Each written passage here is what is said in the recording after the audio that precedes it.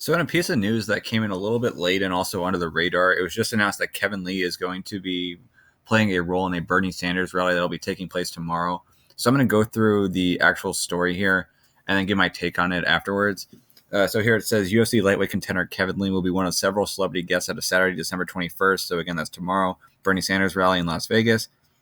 Lee's involvement in the rally was announced in a Friday press release, so that is today, Friday, December 20th. So again, sort of like a last second announcement here where they're announcing it on a Friday and then it's happening on Saturday. For the release, Bernie 2020 National Campaign Co-Chair Mayor Carmen Yulin Cruz, DJ Cassidy, and UFC fighter Kevin Lee will join Senator Bernie Sanders and Representative Alexandria Ocasio Cortez on Saturday night at their Las Vegas rally. Senator Sanders is the voice of the people, said DJ Cassidy. He's the voice of equality, opportunity, diversity, and freedom, and I believe he can restore our path towards those American ideals.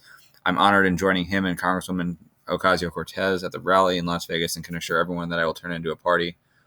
So after he does his set, Kevin Lee will then introduce the National Campaign Co-Chair, Mayor Carmen Yulin Cruz.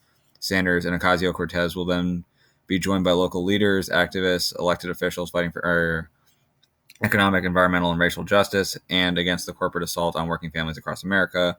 And then says for those interested in the event, it will be happening on Saturday, December 21st, again at 5:30.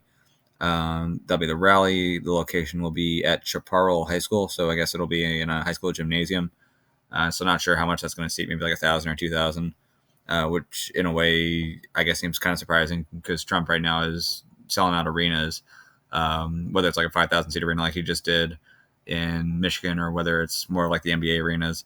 Whereas this, you have Senator Sanders, who's a Democratic frontrunner, but then also Ocasio-Cortez, who at least on Twitter appears to be popular. So I'm kind of surprised they'd be picking a venue like that. But if they did the research beforehand and they feel like that's an appropriate venue for the amount of people that they're going to get, then I guess that's their call. It says doors open at 4 p.m. Event is free and open to the public. Tickets are not required, but an RSVP is encouraged. All right. And it says it's not surprising to see Kevin Lee throw his support behind the presidential hopeful Sanders. Lee revealed his political leaning shortly after he knocked out Donald Trump supporter Gregor Gillespie in November. And this is the post where he says, "Bernie Sanders, you bastards," after getting that victory there. So as far as my take on this, I think you have to look back at how you felt about Colby Covington supporting Donald Trump. And whatever logic you use there should probably be consistent here. So if you looked at Colby supporting Trump, you're like, hell yeah, I'm glad that he did it. Great move. And now that you see this happening with Kevin Lee going the other way or in the other direction and going for Bernie Sanders, if you're now saying, actually, no, I don't like that fighters are getting political, maybe you should realize that the reason why you liked what Colby did is because he was on your side. If you were going the other way and you didn't like that Colby was bringing politics into it, but now you like that Kevin Lee is doing it with Bernie Sanders, again, same type of thing, maybe you should realize, hey, I just like it when fighters choose my politics, not so much that when they choose politics in general. But if you were fine with it, and you were fine with it because you're like, hey, look, this is a sport with over 500 people in the UFC. It's tough to stand out. And in this sport, you really got to market yourself. You got to make yourself stand out. And it's really good to draw emotions from people. And politics happens to be a great place to draw on emotions. Maybe it might not be it's definitely not the least divisive way to do it, but it is a way to do it. Then in that way, I think you can look at something like this and say, you know what, I don't mind it. And that's where I fall with this. I'm not a Bernie Sanders guy, not that it really matters. I don't intend to make this a political video. It's more so that this video is about a political topic. I'm not going to run into why I feel like certain politicians are right or wrong. But the point here is that by picking sides with Bernie Sanders, what you're doing is you're playing on what I think is a really underutilized aspect in MMA. And I think even with the WWE, with them trying to be PG right now, they're not really utilizing on it as well.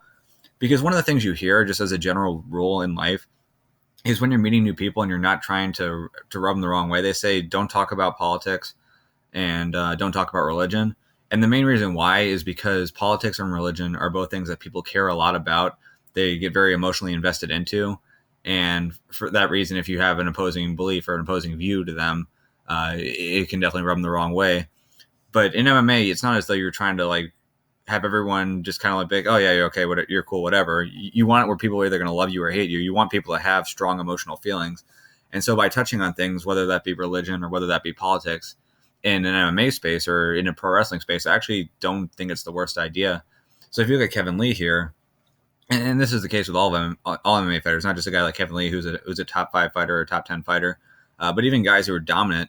Even if you're a dominant fighter and a lot of people dislike you, even over the course of the win, it's very rare for a fighter to win a fight without taking any damage or having some moments where they get a little beat up too.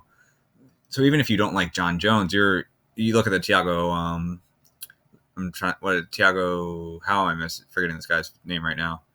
The guy who he just fought, Tiago Santos. Yes, you look at the Tiago Santos fight, for example. Like Jones won that fight, but his legs were hurt pretty bad after throwing all the leg kicks he had. He was limping on the octagon. So even if you don't like Jones, you can at least kind of like silently revel in the fact that he's limping out of the cage.